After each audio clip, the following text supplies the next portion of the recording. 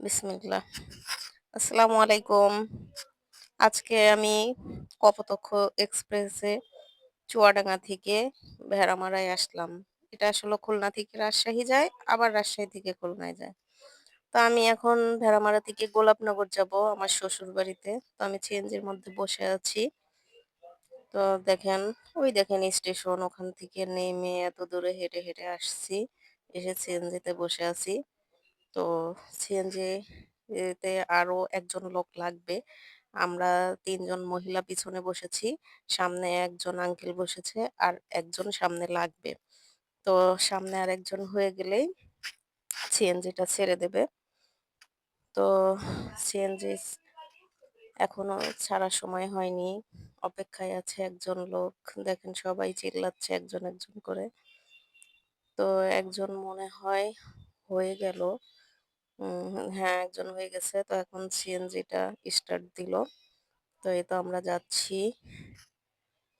এই তো এখন বাসের পিছনে আছি। তো আমরা কিন্তু রেল লাইন যেদিকে গেছে সেদিকেই যাব। এখন জ্যামে পড়ে আছি আরকি। এখনো আমরা স্টেশন ছেড়ে যাইনি। স্টেশনের পাশ দিয়েই যাচ্ছি। ওই দেখেন স্টেশনের ওভারব্রিজ একটু দেখা যাচ্ছে। তো এখানে এই যে এটাই মূলত আসলে স্টেশন। তো ওখান থেকে আগায় গিয়ে সিএনজিতে উঠেছিলাম। তো এদিক দিয়ে যেতে হচ্ছে। এটাই রোড। এই রোড দিয়ে যাচ্ছি। দেখেন পাশ দিয়ে দেখা যাচ্ছে রেল লাইন। এই রেল লাইনই চলে গেছে ঈশ্বরদী হয়ে ঢাকাও যাওয়া যাবে, রাজশাহীও যাওয়া যাবে। তো আমাদের আসলেও রেল লাইন থেকেই কি ট্রেন তো আর যেখানে সেখানে দাঁড়াবে না। তো এজন্য স্টেশনে নেমে এইদিকে এই যে সিএনজিতে যেতে হয়। তো সিএনজিতে যাচ্ছি। রেল কিন্তু এখনো দেখা যাচ্ছে। অনেক দূর পর্যন্তই দেখা যায়। আর এদিকে আছে মাঠ। খুব সুন্দর, সুন্দর সবজি হয়েছে। ফুলকপি, পাতাকপি, পেঁয়াজ লাগানো আছে, সরিষা লাগানো আছে। আর ওই দেখেন এখনো কিন্তু রেল লাইনটা দেখা যাচ্ছে। তো আমরা আস্তে, আস্তে আগায়ে যাচ্ছি। এটা একটা বাজার। এই বাজারটা পার করে যেতে হবে। আরো ২ টা বাজার সামনে আছে, সে ২ টাও পার করতে হবে। তো এদিক দিয়েই যাচ্ছি আরকি। তো এখানে দেখেন একটা স্কুল আছে। এই যে স্কুলের মাঠ। আপনাদেরকে দেখানোর জন্যই আমি ভিডিওগুলো বানিয়েছি। তো স্কুল পার হয়ে এখন আবার এগিয়ে যাবো আমরা। আমাদের গন্তব্য হচ্ছে গোলাপনগর। তো যাচ্ছি, আরেকটা বাজার পার করলাম। তো এখানে যে ভাইয়াটা উঠেছিল সামনে সেই ভাইয়াটা নামলো। তো আবারও যাচ্ছে আমাদের সিএনজি। তো আমরা প্রায় চলে এসেছি। এটাও একটা স্কুল। তো এটাই গোলাপনগর বাজারের শুরু আরকি। তো এই দেখেন আমরা ঢুকে গেছি। তো এখন যাচ্ছি। এখনো সিএনজি থেকে নামিনি। সিএনজি থেকে নেমে আবার আমাকে ভ্যানে যেতে হবে বাড়ি পর্যন্ত। তো এই তো বাজারে চলে আসছি আরকি। এখন এই যে সিএনজি গুলা দাঁড়ায় আছে, এখানেই সাইড করে দেবে। এই তো সামনেই দাঁড়াবে আরকি। তো আমি নেমে গেছি। এখন এই যে এই ভ্যানে যেতে হবে।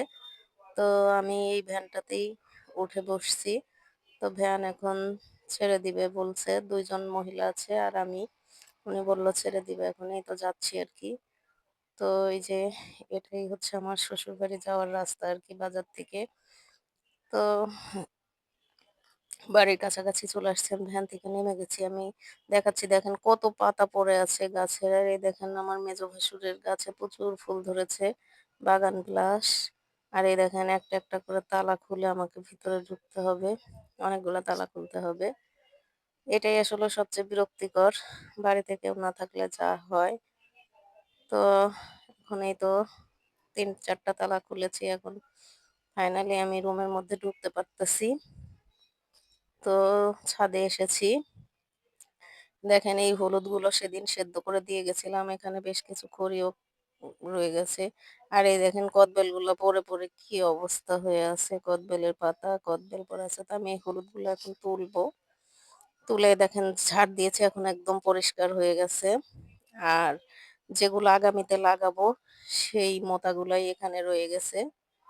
তো এগুলো এখানেই থাকবে। নেক্সট টাইম এসে আমরা আবার এগুলা তুলে ফেলবো। আর পিছনে একটা বাগান মতো আছে। ওখানে যাবো, দেখবো। দেখেন কলা গাছ ছোট্ট, ছোট্ট এই ছোট গাছের অতটুকু একটা কলা গাছ লাগিয়েছিলাম। তো দেখুন কলা গাছ কত বড় হয়ে গেছে। এখানে এটা ১২ মাসি কাঁঠাল গাছ।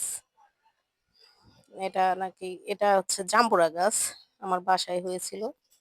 তো সেটারই চারা নিয়ে এসেছি। আর এই দেখেন বেগুন গাছে কত ফুল ফুটেছে। তো এটা তুলসী গাছ, খুব উপকারী গাছ। আর এটা হচ্ছে বড়ই গাছ। আগামী বছর ইনশাল্লাহ বড়ই হবে।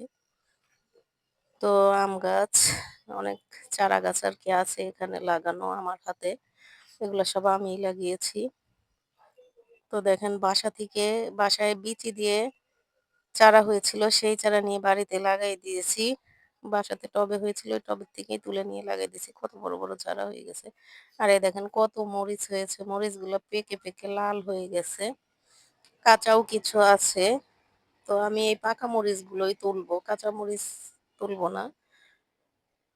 যখন আসি তখন অবশ্য রান্নার কাজে লাগে। তো এখন পাকা মরিচগুলো তুলে রেখে যাব, শুকিয়ে যাবে। আর এগুলা গাছে এভাবে থাকলে ঝরে যাবে, শুকায় পড়ে যাবে আরকি। তো পাখিও খায়, এখানে অনেক কিছু হয়, সেগুলো পাখি খেয়ে নেয়। তো যাই হোক, আমি শুধু লাল মরিচগুলোই উঠায় নিবো। কাঁচা মরিচগুলো এমনই থাকবে। আবার যখন আসবো তখন ওগুলোও হয়তো লাল হয়ে যাবে, তখন ওগুলো তুলবো। দেখেন আমড়া গাছে আমড়াও হয়েছে, আবার ফুলও এসেছে। ওগুলা ১২ মাসি আমরা বলে আরকি। ছোট, ছোট চারা